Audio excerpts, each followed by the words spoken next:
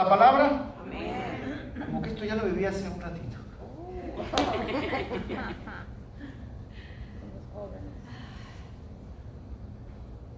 La palabra de Dios es pan de vida. Amén. Amén. Le voy a decir algo y no quiero que se enoje. Le decía a los hermanos de la mañana que por qué se sentía más vivo el servicio del altar de los viejitos, de los ancianos. Quienes viejitos están, ¿verdad? Pero y se quedaron pensando, hermanos, y ellos dijeron, no se molesten, los hermanos mayores de 60, ya voy por ahí. Dice, porque les queda menos tiempo. Decían ellos. Y es que la verdad es de que cuando uno está más grande, uno es más consciente del tiempo, la verdad. Porque empiezan a doler los huesos, la sangre, y no hace uno lo que hacía antes, es verdad. Tenemos más sabiduría. Y entonces decía a los hermanos, sí, somos más conscientes. Y no, los hermanos mayores de 60 no van a andar perdiendo el tiempo en preocupaciones y en cosas que no tienen nada de valor. Así es. Pero después viene la reflexión y dice, pero ustedes tampoco, ni yo tampoco tenemos tiempo para andarlo desperdiciando en cosas que no tienen valor. No sabes si van a llegar a bien. Porque ¿quién dice que el de 60 se va a ir antes o primero que el de 20? Nadie lo puede decidir, Dios tiene ese poder. Amén. Así que a lo mejor ahorita saliendo, Daniela se nos va. Bueno, Daniela, Dios te bendiga. ¿Quién se quiere ir primero, hermano? Por eso O sea, viene ella aquí. no importa eso. Es bueno tomar el tiempo para Dios. Así es. Vamos a orar al Señor para pedirle la presencia de su Espíritu.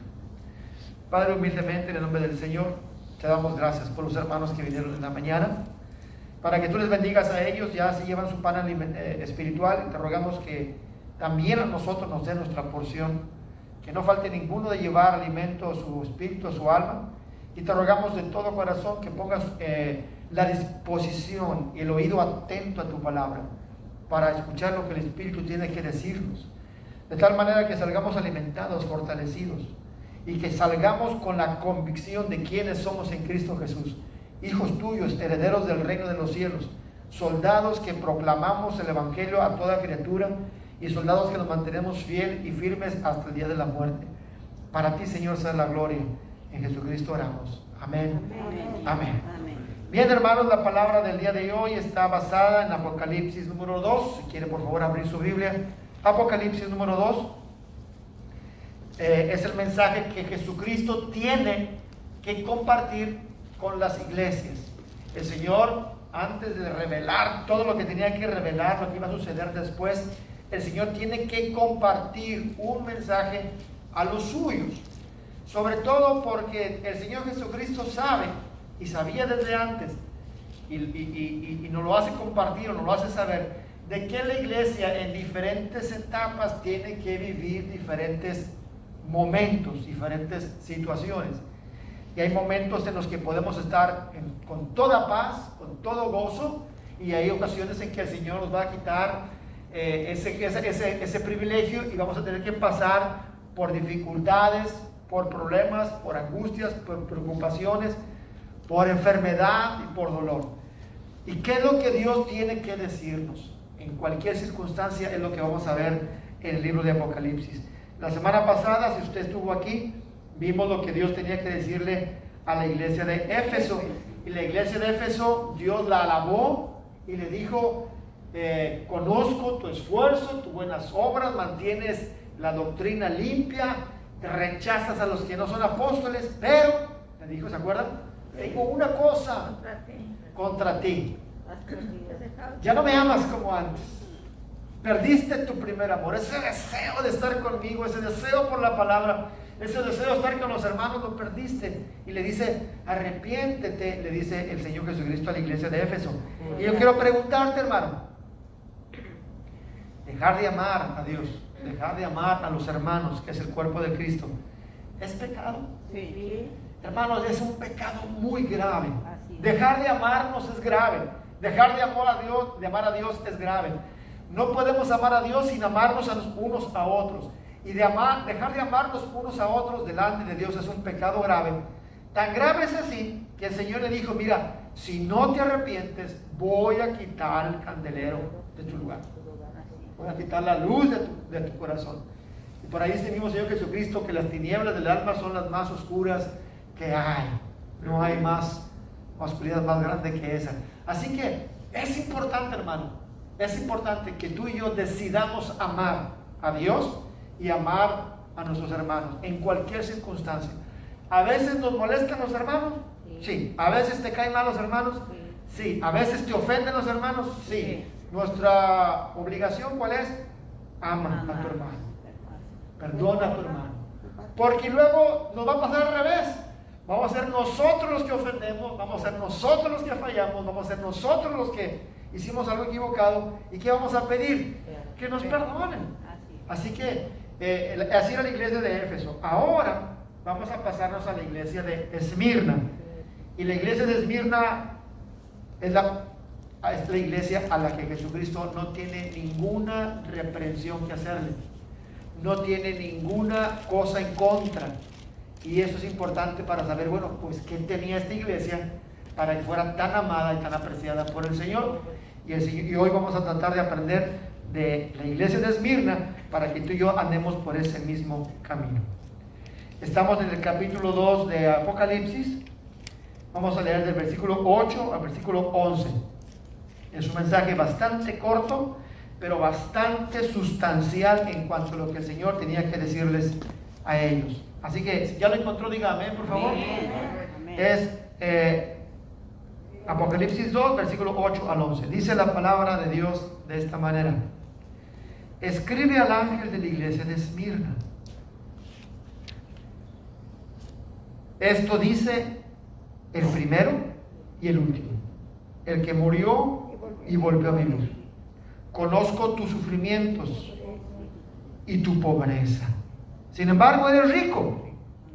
Sé cómo te calumnian los que dicen ser judíos, pero que en realidad no son más que una sinagoga de Satanás. No tengas miedo de lo que estás por sufrir. Te advierto que a algunos de ustedes el diablo los meterá en la cárcel para ponerlos a prueba y sufrirán persecución durante 10 días. Sé fiel hasta la muerte y yo te daré la corona de la vida. El que tenga oídos, que oiga lo que el Espíritu dice a las iglesias. El que salga vencedor no sufrirá daño de la segunda muerte. Amén. Vayamos para bendecir el pan. Padre, una vez más, pedimos de ti tu ayuda y tu bendición. Antes de partir el pan entre mis hermanos, quiero pedirte que tú pongas nuestro corazón dispuesto para ser nutridos por él y para llevar a nuestra alma, Señor, el pan que sustente y fortalezca nuestra fe. Gracias por la vida de mis hermanos y gracias por tu palabra. Oramos en el nombre de Jesucristo, nuestro Señor y Dios. Amén. Amén. Toma tu lugar, hermano, por favor.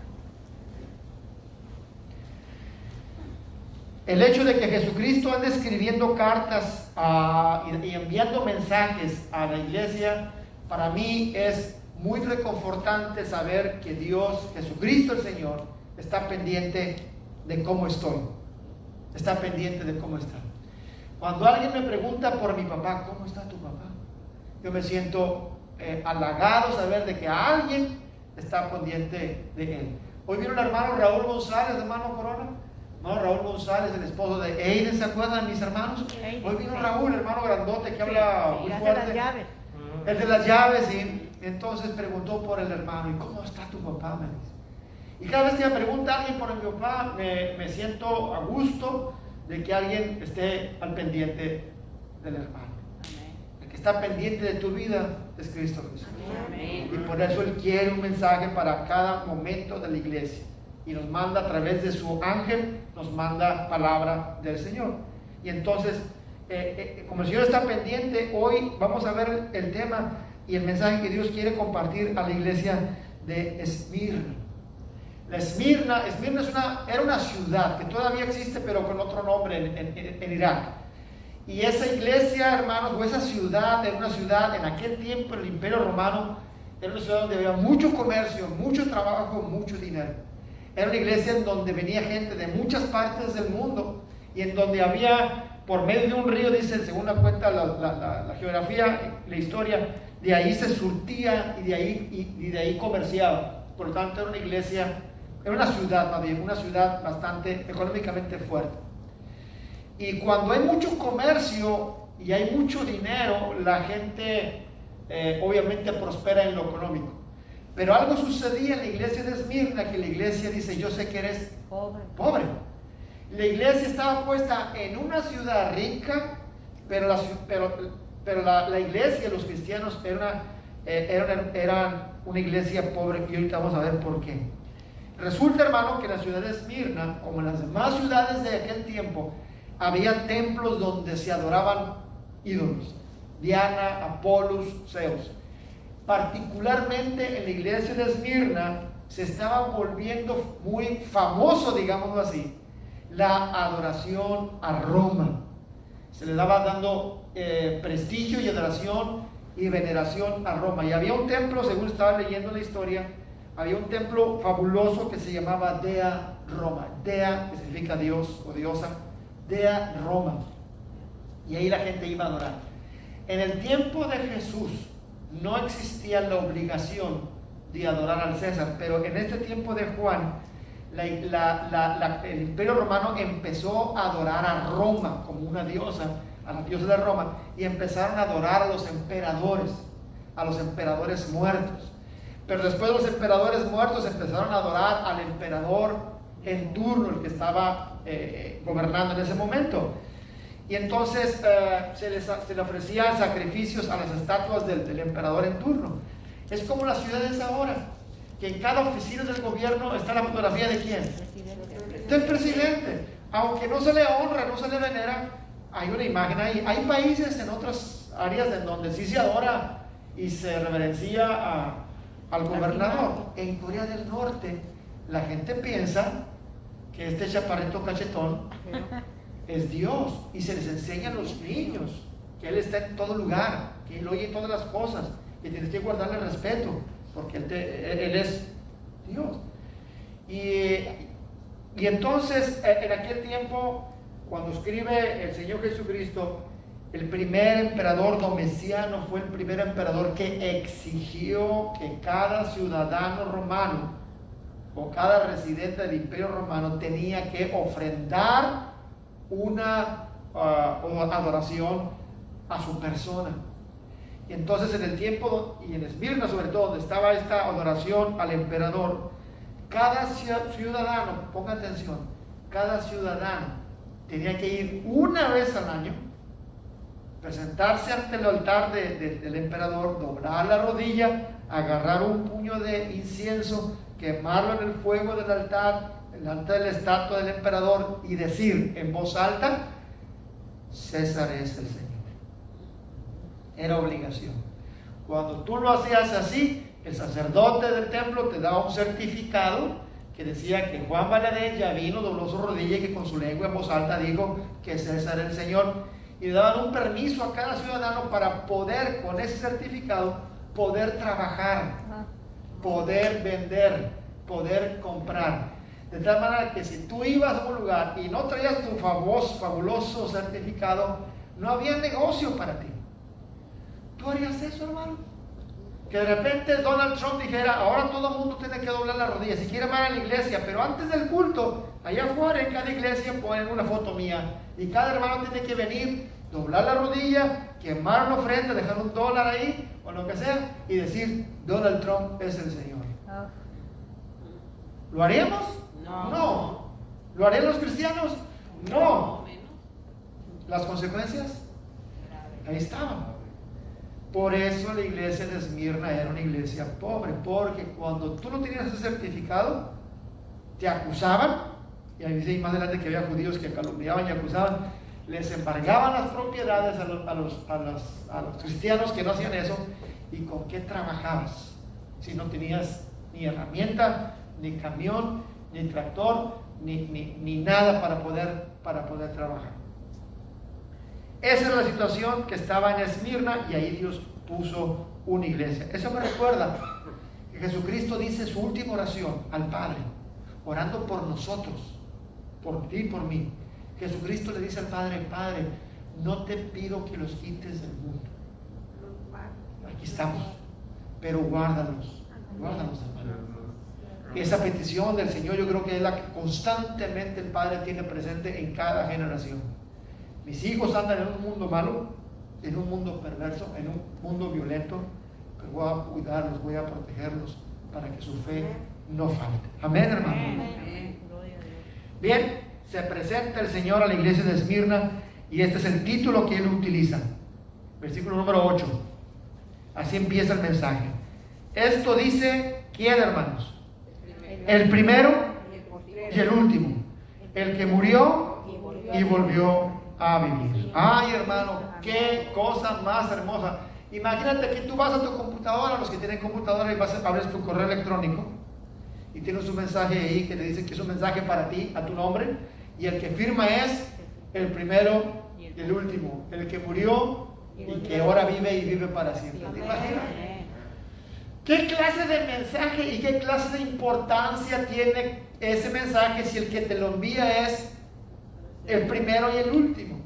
Ahora, ese término, hermanos, del primero y el último, ese título, solamente le pertenece a Dios. En el libro de Isaías aparece 3 veces diciéndole el profeta, o Dios por medio del profeta a Israel, yo soy el primero y el último.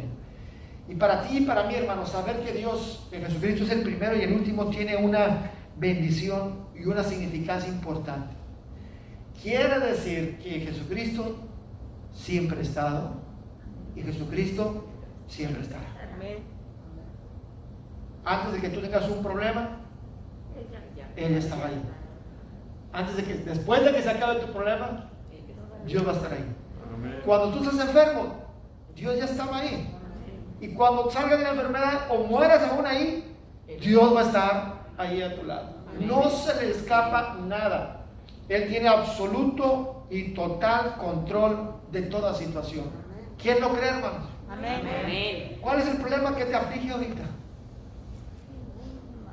¿No hay ningún problema? ¿No le duele nada a los viejitos? No. Azúcar, diabetes, colesterol, Sí, somos alta presión o algo, falta de dinero, falta de trabajo, alta presión. mucho sueño, poco. Fíjense los viejitos, no que sean viejitos, me refiero a otros viejitos. Se la pasan dormidos todo el día. Y luego les preguntan, ¿cómo estás? Y lo dicen, no puede dormir. Entonces uno no entiende eso. Pero bueno, Él es el primero y el último. No importa que estemos ancianos, no importa que estemos cansados, no importa que no haya trabajo, no importa que la situación se ponga difícil. El que me habla a mí, el que está pendiente de mí y el que me cuida a mí, es el primero y es el último. Ahora, nuestro problema más grande es perder la vida. Y Él dice que yo estuve muerto, pero ahora vivo. Como diciendo, para mí la muerte es un siervo bajo mi autoridad, es un siervo que me obedece. Si algún día, hermanos, la muerte pisa tu huerto, tienes que saber que el que te ama, te cuida y te rescata es el dueño de la vida eterna. Así que podemos descansar, ¿no es así, hermanos? Ya sé por qué el culto de los viejitos es mejor, porque sabemos con mayor certeza de que Cristo Jesús es mi vida. Él es mi vida, Él es mi vida, Él es mi vida, Él es mi vida. Y yo creo, hermano, que sabiendo eso y creyendo en el corazón hace una diferencia enorme. Esta iglesia estaba en problemas, estaba siendo perseguida. Es muy diferente que tú tengas hambre y no haya que comer. Es muy diferente a que tus hijos o nietos tengan hambre y no haya que comer. ¿Sí o no, hermano? Sí.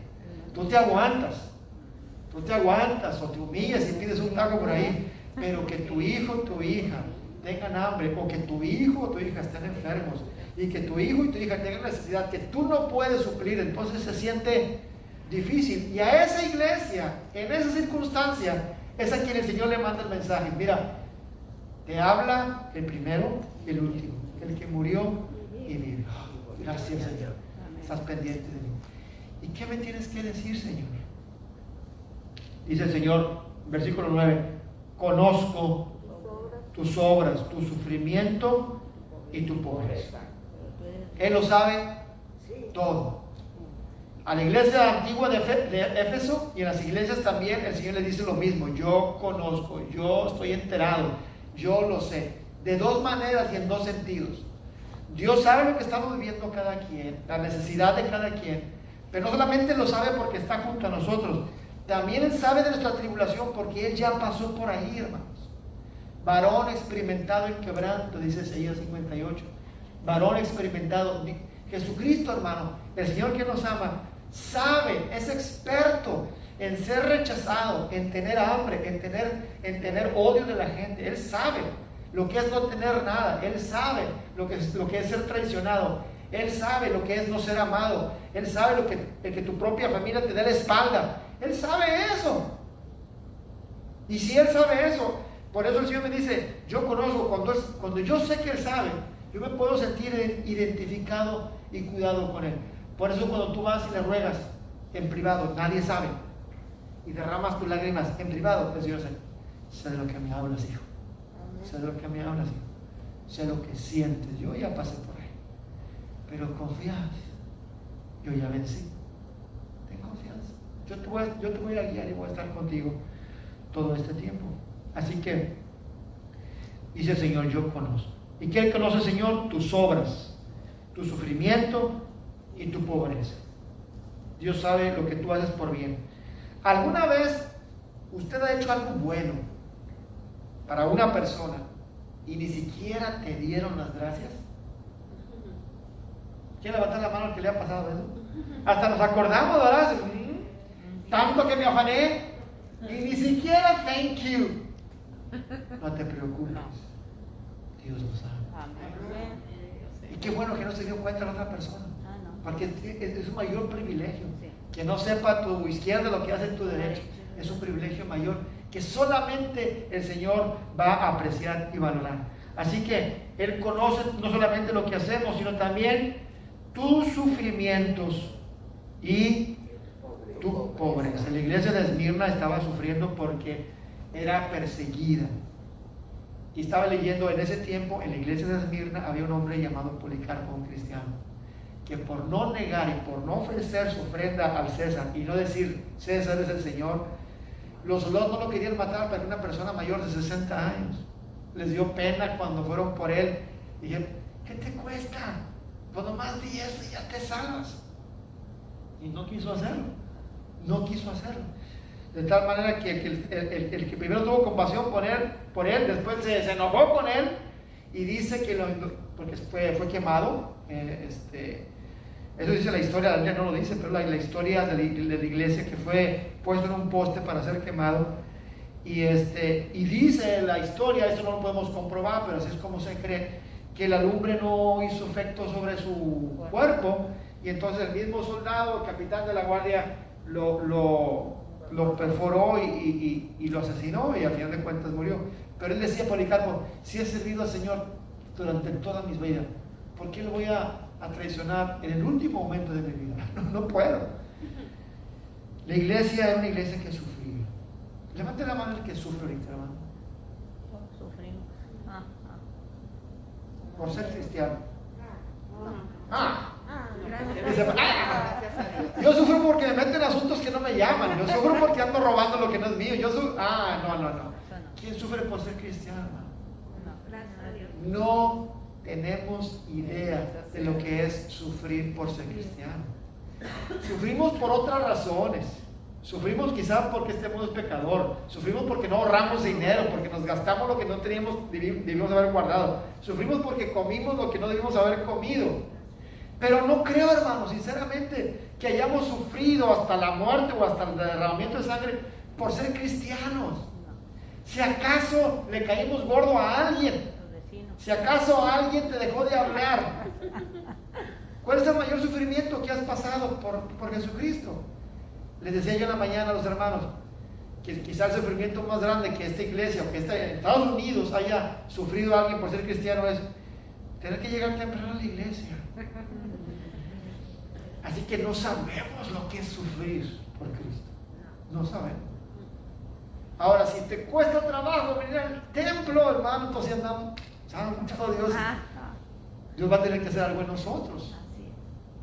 Pero dice el Señor, conozco tu sufrimiento y tu pobreza. La pobreza de la iglesia de Esmirna era tal, no es, por ejemplo, un pobre ahorita, ¿qué es, hermano? ¿Quién califica como pobre? ¿El que gana cuánto? Al día. Menos del mínimo. Al día. Menos del mínimo. Viven mal las personas que van a ganar menos del mínimo, pero esta pobreza no es gente que ganaba menos del mínimo, es gente que se levanta y no tiene que comer ese día. Así es. Gente que no saben si van a comer o no. Esa es pobreza. Nosotros no conocemos esa pobreza. Gloria a Dios. Quizá hemos tenido temporadas malas Sí. y hemos tenido momentos, pero no tenemos este tipo de pobreza a la que la iglesia de Esmirna estaba pasando. Yo estoy seguro que tú en algún momento te la has visto difícil. Sí. Así es. Yo recuerdo que cuando estaba jovencito, mi papá me llevó a comprar tenis. Cuando nuestra mamá nos llevaba a comprar tenis, nos llevaba a una zapatería que se llamaba Tres Hermanos, Ah, muy famosa. famosa. Muy buen calzado también. Y escogíamos. Mamá nos decía, escoge cuál quieres. Hermano, eso era un privilegio. Un día no había dinero y mi papá me llevó a comprar tenis. Me llevó a Penny Riel, le llamaban, el Penny Riel, porque era una pulga en el riel. Ahora, la pulga de aquel tiempo no es la pulga de este tiempo. Aquí tú escoges, no, la pulga era ya todo usado. Búscale. Y recuerdo que mi papá me llevó y me dijo lo mismo que mi mamá: escoge tus tenis. Pero yo tenía que escoger de un barril, había un barril, y todos eran iguales. Nada más había que escoger cuál me quedaba y escoger el 7 con el 7, o sea, el derecho con el izquierdo. Entonces, ahí fue cuando entendí, wow, no hay dinero. Pero eso es sufrir. No. Eso no es sufrir. Sufrir pobreza, hermanos, es cuando te levantas y sabes que si alguien no te ayuda, no vas a comer. No hemos llegado a eso por ser cristianos, ¿no? Ahora, ¿cómo veía Cristo a la iglesia de Esmirna a pesar de su pobreza? Dice, conozca tus sufrimientos, conozco tu pobreza, sin embargo, ¿cómo? ¿A qué se refiere el Señor Jesucristo con decirle a una iglesia que no tiene nada que comer? ¿Por qué Jesucristo le dice, pero eres rico? ¿A qué se refiere? ¿Rico en qué? Rico en espiritual, rico en fe, rico en gozo, rico en tener conocimiento del Señor Jesucristo. Levanten la mano a los que son los ricos en Cristo Jesús. Y queramos ser más ricos todavía, ir conociendo constantemente. Ahora, la riqueza y la pobreza, les decía a los hermanos en la mañana, y les digo a ustedes, no son sinónimos de espiritualidad o de falta de espiritualidad. La riqueza y la pobreza no tienen nada que ver. Va a haber ricos muy espirituales y ricos muy paganos, y pobres muy espirituales y pobres muy paganos. El asunto está, hermanos, es de que la pobreza y la riqueza sí influyen en nuestro corazón para acercarnos o alejarnos a Dios.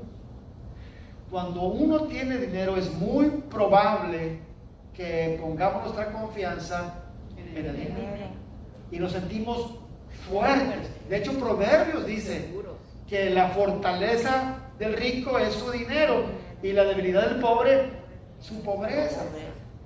Pero hay pobres, hermanos, que ponen su confianza en las riquezas aunque no las tienen.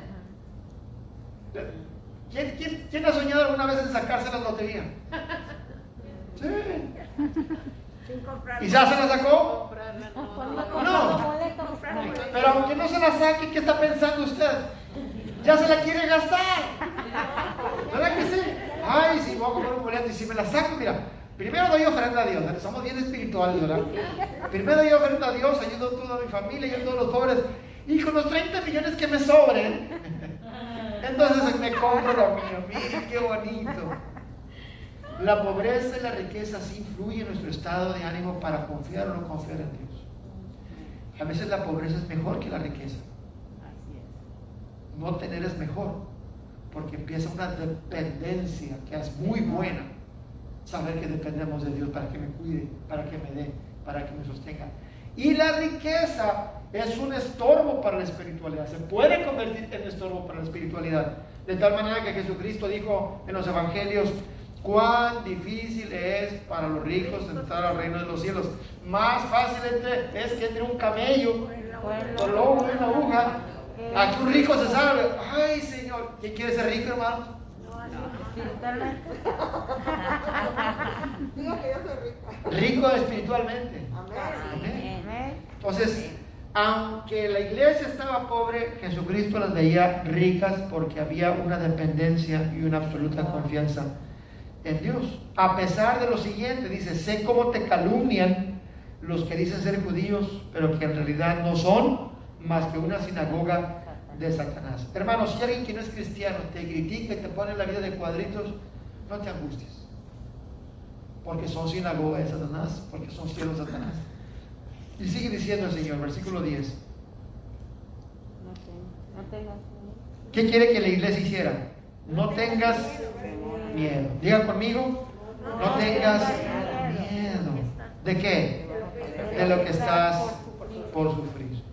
Si tú tienes un sueño esta noche en donde te habla el Espíritu de Dios y te dice, hermano, vas a sufrir los próximos meses, pero no tengas miedo. ¿Qué haces cuando te levantas? Ay, Señor, no me metas en estos problemas. Si Jesucristo le dice a la iglesia de Esmirna, le asegura que va a sufrir, pero le dice qué es lo que Él quiere que haga.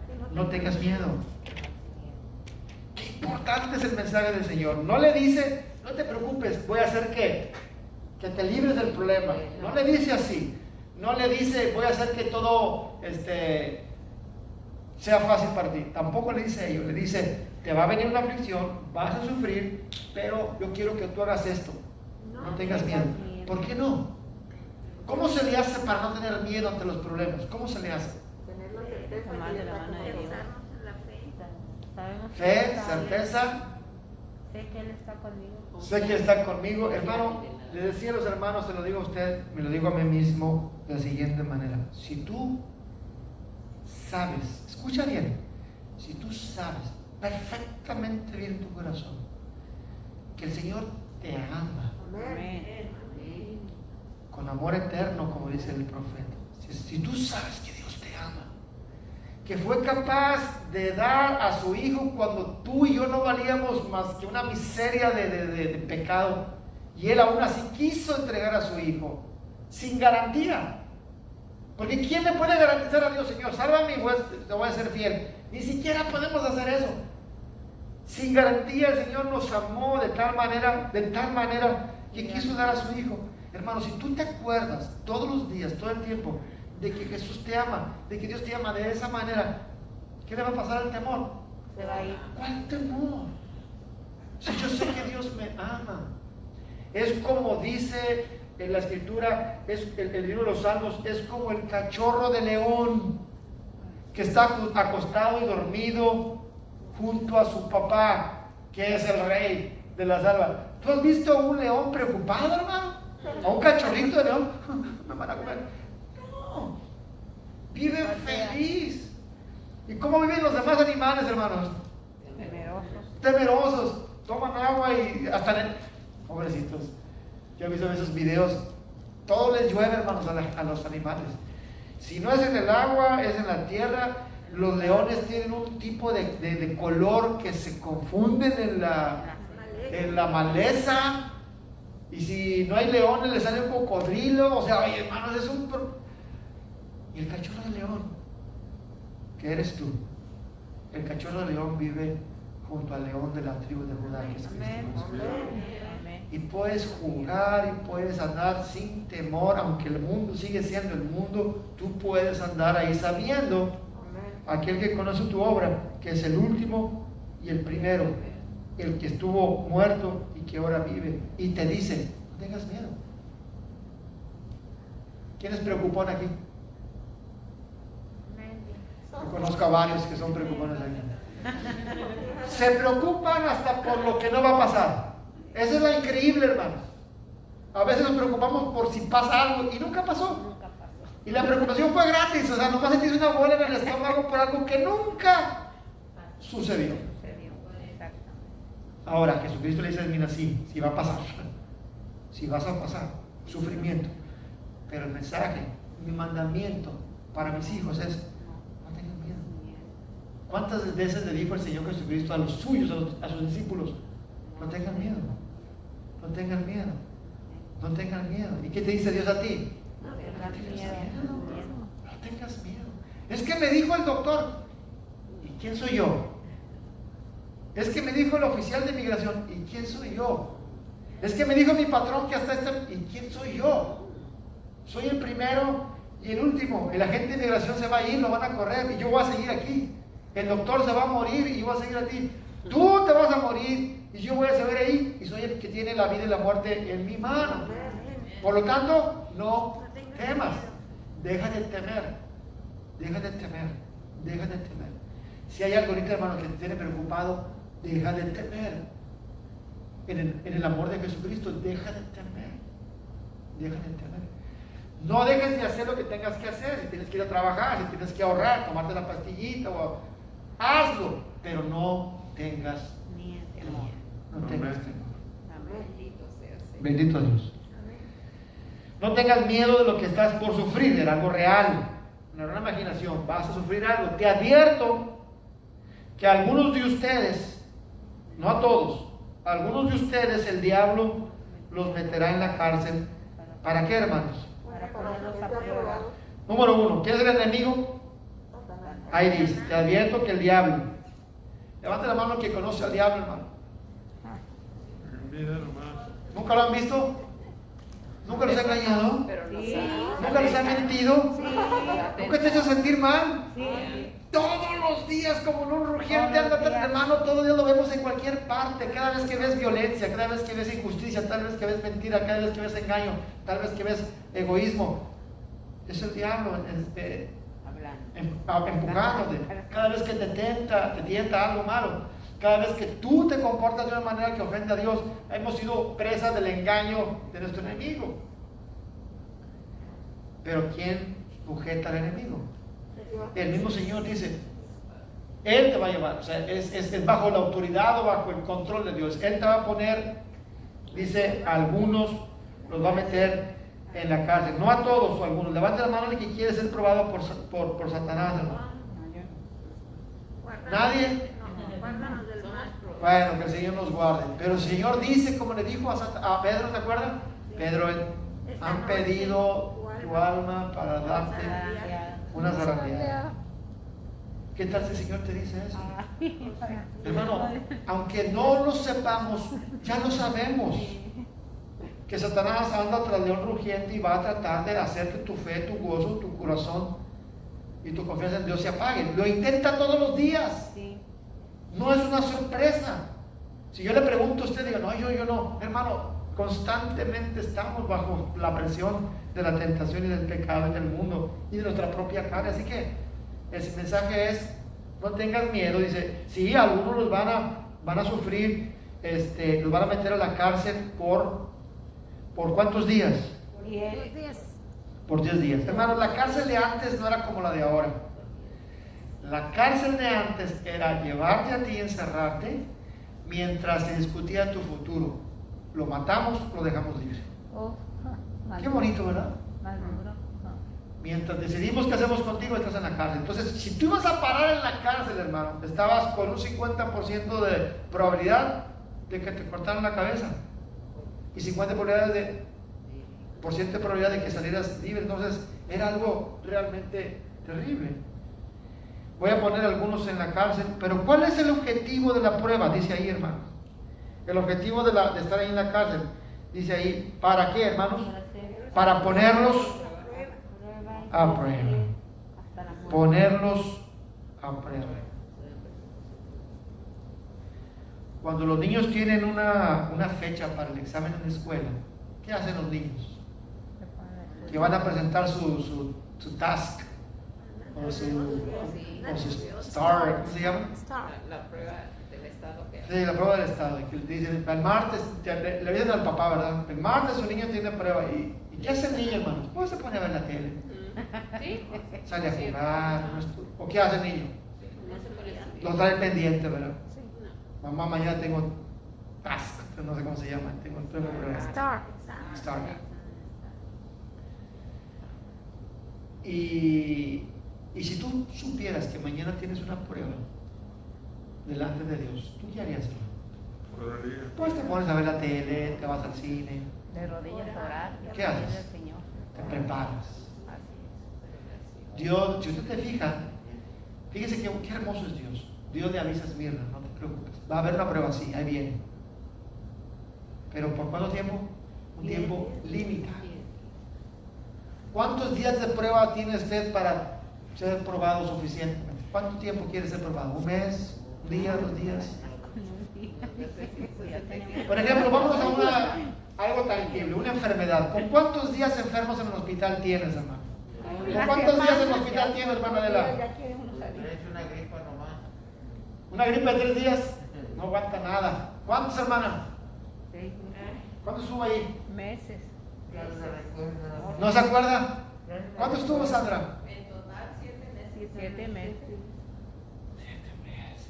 Gloria a Dios, ha Si Dios te dice ahorita, hermano, vas a estar en el hospital 7 meses, no, hombre, se nos cae la moral. ¿Pero por qué yo, Señor? No, no queremos.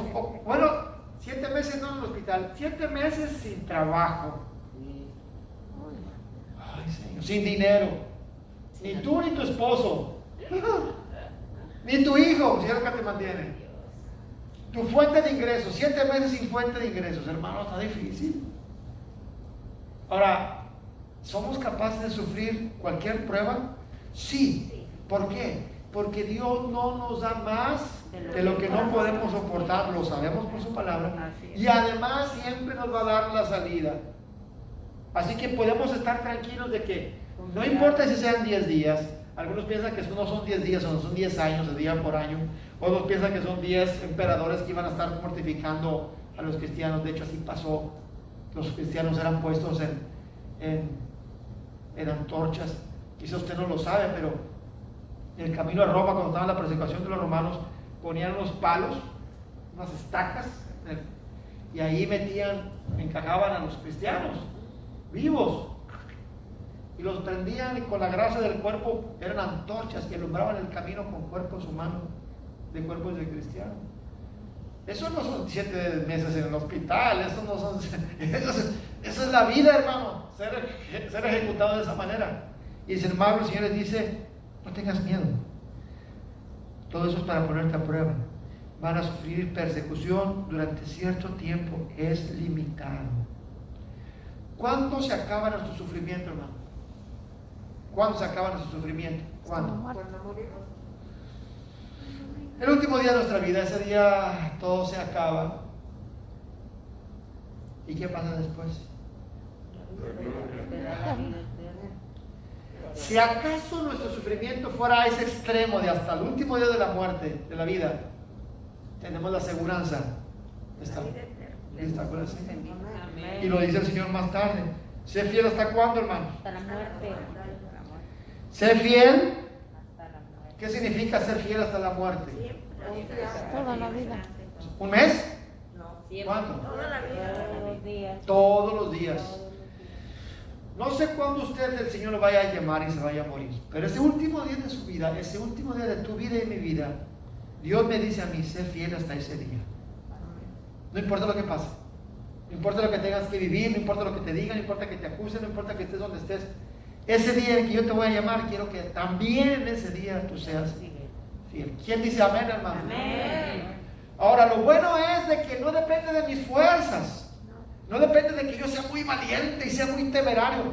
Depende de qué tan cerca esté yo de Dios, de que me fortalece. Él es mi amparo, me fortalece.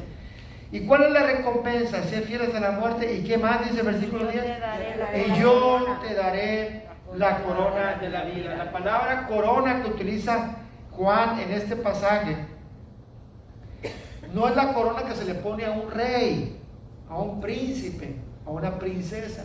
Esta corona que se refiere es la corona que se le da a un competidor que ganó la carrera, que ganó la batalla. A ese se le da una corona de ganador. Es como la medalla que se le da al atleta. Antes se le da una corona de hojas de laurel al ganador. A nosotros se da una corona, pero no de hojas, sino una corona de ¿qué? De vida. De vida. y de vida eterna. De vida eterna. Usted sabe la carrera del maratón.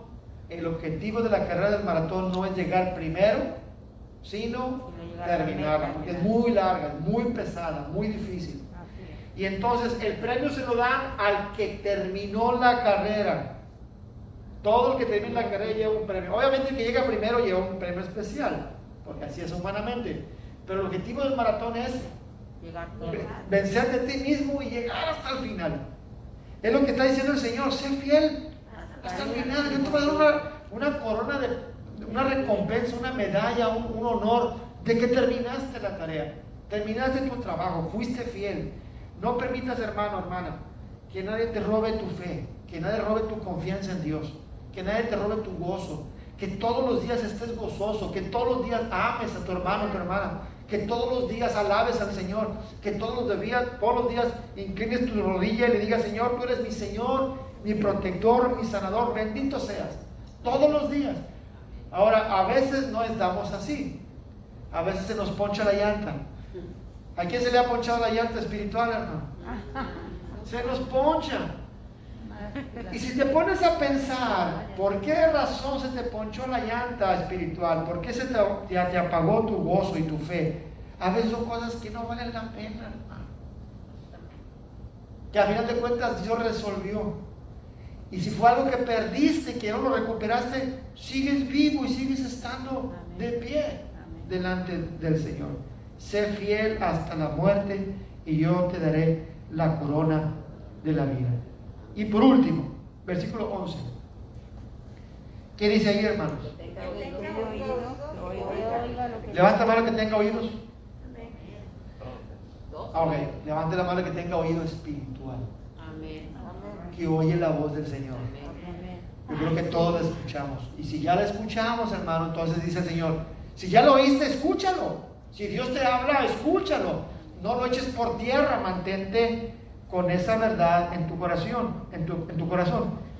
Y dice por último: el que salga vencedor. ¿Qué cosa, hermano? No sufrirá daño alguno de la muerte segunda. ¿Cuál es la muerte segunda? La resurrección. Le he dicho varias veces aquí que la vida nuestra consiste en una pelea de box de 2 rounds. Nada más son 2. El primer round lo vamos a perder todos. Ese round es contra la muerte, y en el primer round nos va a vencer a todos. Eso no hay duda, porque así lo ha determinado el Señor. Un día usted va a ir a mi funeral y un día usted va a ir alguien va a ir al suyo. Eso no hay duda. Ni por qué temer, ni por qué sorprendernos. Oye, ¿qué crees? Que se murió el hermano. ¿Cómo? Si también que se veía. Pero, ¿cuál es la sorpresa? Todos vamos a ir ahí. Esa es la muerte primera. Pero cuando, al final de todas las cosas, cuando el Señor lance al lago de fuego, al infierno, a Satanás, a los demonios, a la misma muerte, dice Apocalipsis que el lago de fuego, esa es la muerte segunda.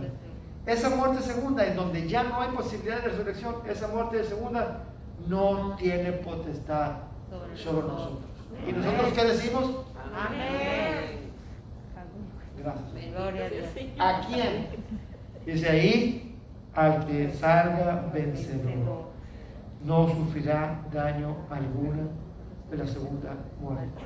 ¿Y quién es el que sale vencedor? Jesucristo dijo: en este mundo vas a tener aflicción, pero confía, yo ya vencí. Yo ya vencí al mundo. Si estamos en Cristo, hermano, si estamos en Cristo, se va a cumplir lo que dice Colosenses: nuestra vida está escondida en Cristo, con Cristo. Y cuando Él, nuestra vida, se manifieste, nosotros seremos manifestados con Él en gloria. Así que levante la mano quien tiene miedo, hermano. Miedo a nada. ¿Nos va a doler? Sí. ¿Nos va a dar hambre? Sí. Se nos van a entumecer los músculos, los huesos, los ojos, se nos apagan las muelas, se caen los dientes, se pican, se caen. Sí. ¿Vamos a sacar pelones? Algunos sí. Pero no hay temor. No hay temor. No hay temor. ¿Y esto quién nos lo dice? El primero y el último el que estuvo muerto y que ahora vive. Así que hermano, mantente alerta, mantente siempre constante, sabiendo que Cristo Jesús nos está esperando de aquel lado con la corona de la vida. Amén. Mantente firme todos los días de tu vida. No importa si tengas 15, 16, 65, 88, 89, la edad que tengas no interesa. Dios no mira lo de afuera, Dios mira el espíritu, mira el interior. Nos ponemos de pie para orar a Dios y dar gracias. Mi hermana Sandra nos va a ayudar, va a poner un sobre en su mano. Si usted va a dar ofrenda este día, lo hacemos. Pero primero oramos. Padre, gracias, Señor, por tu palabra. Gracias por asegurarnos que el primero y el último, tú, Señor Jesucristo, eres el que nos da este mensaje. Y tu mensaje es claro: aunque haya tribulación, aunque haya persecución, aunque haya sufrimiento, no temas, no tengan temor, porque tú nos has prometido, Señor, estar con nosotros todos los días hasta el fin del mundo. Y tu palabra es fiel, tu palabra es verdadera, tu palabra es digna de toda confianza. Padre, gracias por tu palabra, en el nombre del Señor. Amén. Amén. Amén.